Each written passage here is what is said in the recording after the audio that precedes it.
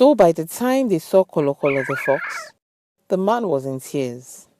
Oh, Kolokolo, Cried the man. I know you to be a very intelligent and honest creature. Therefore, I beg you in God's name to give a fair judgment this Then day. he went on to narrate his story. May your good deed not turn evil, The oh. man prayed. After listening to the man, Kolokolo looked at the man with contempt. Look at you.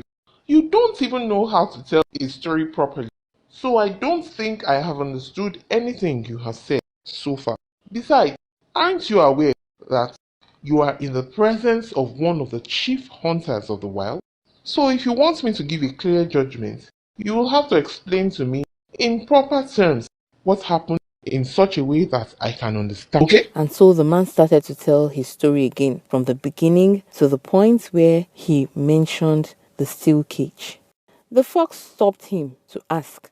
What is a steel cage? The man replied and said, It is a cage made of steel. The fox asked the man again, saying, I still don't get it.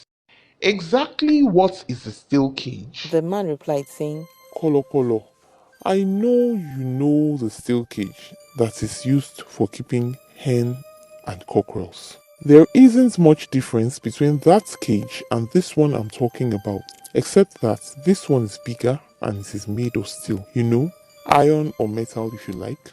Before now, I had thought of gifting you 2 of my cockerels to feast on because I have heard wonderful things about you and how much you love to eat poultry. I assure you that I haven't changed my mind and will still give you, if only I could escape from this terror by reason of your fair judgment. I hope you now understand what a steel cage is. The fox looked at him as though irritated and said, Gongoshu? Edidare?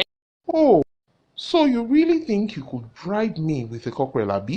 Just so you know, if you don't take me to where the steel cage is, I still won't understand what you are talking about. So he turned to Ekon the tiger and said, My honorable chief of the wild, I crave your indulgence and understanding in this situation.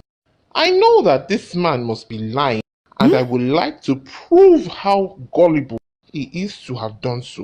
I also know that by the time I shall give my judgment, it shall be my pleasure to witness how you shall devour him.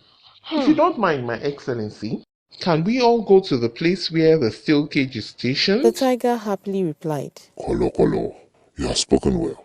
I will follow you to the steel cage. And so the 3 of them went there. When they got there, Kolokolo asked the man.